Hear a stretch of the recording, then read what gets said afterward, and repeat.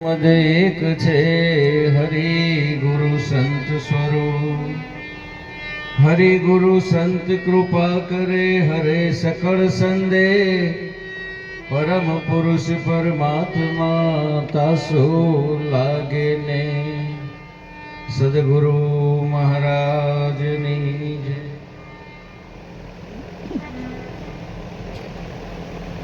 આજે કાતરા મુકામે પરમ પૂજ્ય સંત શિરોમણી એવા ચેનજીરામ મહારાજના સાનિધ્યમાં આજે આટલું વિરાટ સ્વરૂપનું દર્શન, આટલા બધા સંતોના દર્શન થવા માત્રથી કે છે ને, સંતોના દર્શનથી દુઃખ દૂર થાય, મનની મૂંઝવણ મટી જાય। આવા સંતો, કેટલું મોટું વિરાટ સ્વરૂપ, આમ અડાલજની યાદ થઈ જાય। ડાયરા મહારાજની એકવાર તાળીથી વધાવો। જય હો જય હો। એક સંતનું હૃદય, સંતનો પ્રેમ કેવો હોય, એની ફરજ બજાવે, એની સેવા એ દરેકને દરેક જ્યારે ઉત્સવ કરે ત્યારે મહાપર્વની જેમ મન મૂકીને એવું વર્તમાન કરે કે તમને મને બધાને પ્રેરણા આપે। આપણે પણ આપણી રૂપરેખા કદાચ કોઈ કલ્પના કરી હોય તો બદલવી પડે જ્યારે આવા સંતના વિચારોને, સંતના સેવાને, સંતના ઉત્સવને જોઈએ ત્યારે।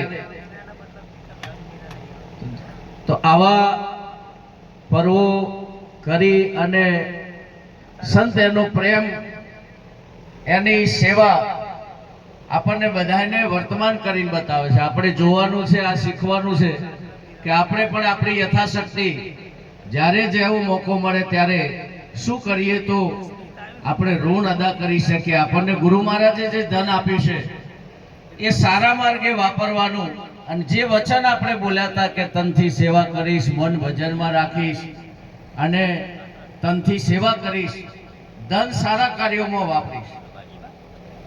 તો ગુરુ મહારાજની પ્રસાદી આજે રાજસ્થાન, ગુજરાત અને મુંબઈ સુધી મહારાજે એ ધન એવું વાપર્યું હોય ને દેખાય છે। આજે જે સેવાનો લાભ લઈ રહ્યા છે સેવકો, એ મોટા મોટું ધન વાપર્યું કહેવાય।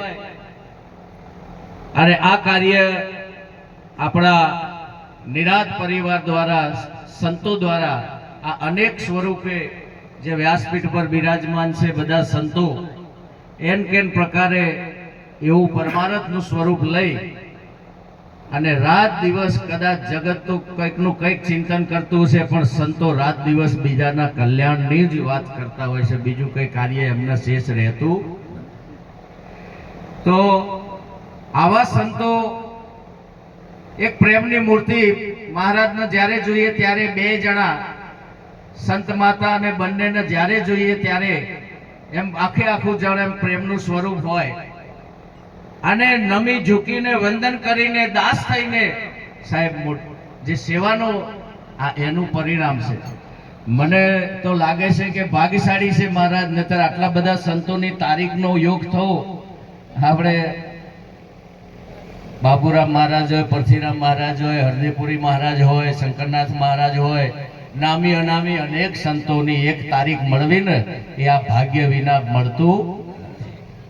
કરવાનું ઘણું હોય પણ ઘણીવાર આજ પણ આ દુર્લભ યોગ મળ્યો છે। તો આગળ જેમ કહ્યું તું એમ કે જેટલો લાવો લેવો હોય એટલો આપણે બધા લઈએ। આમના દર્શનથી, સંતોની વાણીથી અહીંયા આયાનું પ્રમાણ શું? સત્સંગનું એક જ પ્રમાણ છે। સત્સંગમાં જ્યાં પછી જો ઊંડે ઊંડે પણ કોઈ આપણો સંશય અથવા કોઈ દોષ આપણને દેખાય ને, આપણને જોવાનું છે, અને જો એટલો દેખાય અને એ દૂર કરવાની ઈચ્છા થાય તો સમજવાનું કે આપણે ભજનમાં ગયા, આપણે સત્સંગમાં ગયા।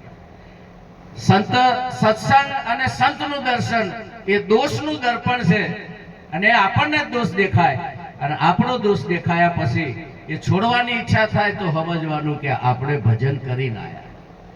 અને ભાગ્યશાળી છે કે આપણને આટલા બધા સંતો મળ્યા। એક ગૌરવની વાત કહું કે કેવલ આજ એવા સમ્રાટ છે, બહુ ગોળ ગોળ ફરી નહીં પણ સીધું સરળ, કદાચ કોઈ માને કે ના માને, સ્વીકારે કે ના સ્વીકારે, પણ એક વાત સચોટ કહે છે કે તું જ ભગવાન છે, તારા સિવાય બીજું કઈ છે। આ તાકાત બધાની નથી. જય હો. આ તાકાત બધાની નથી કહી શકતા. નેતિ વેદ ના બોલ્યા, ઉપનિષદ ના બોલ્યા. વેદ પુરાણ ને ભાગવત કોને વંદન કરે છે? જેને એ સ્વરૂપને જાણીને એ સ્વરૂપનું વર્તમાન કર્યું, એના ગુણ આજે દરેક સંતો ગાય છે. અને એ જ પરંપરામાં આજે આપણા મહાપુરુષો સાહેબ, ભલે તમે માનો કે ના માનો, પણ જમશે એમ તમને સચોટ માર્ગદર્શન, સ્પષ્ટ વક્તા જેને કહેવાય, ભલે આ વાત એકદમ શિરમોળ છે અને એ વાતનો સાક્ષાત્કાર કરાવે ત્યાં જ્ઞાન વિરામ પામી જાય. જો જ્ઞાન વિરામ પામી જાય, જો સંશય વિરામ પામી જાય, કેવલ પછી તમારે આનંદ અને લાહો લેવાનો, સેવા લેવાનું એવા દેશમાં આપણને સ્થાન મળ્યું હોય તો પોતાની જાતને ભાગશાળી ગણાય. આટલું કઈ મારી વાણીને વિરામ આપું છું.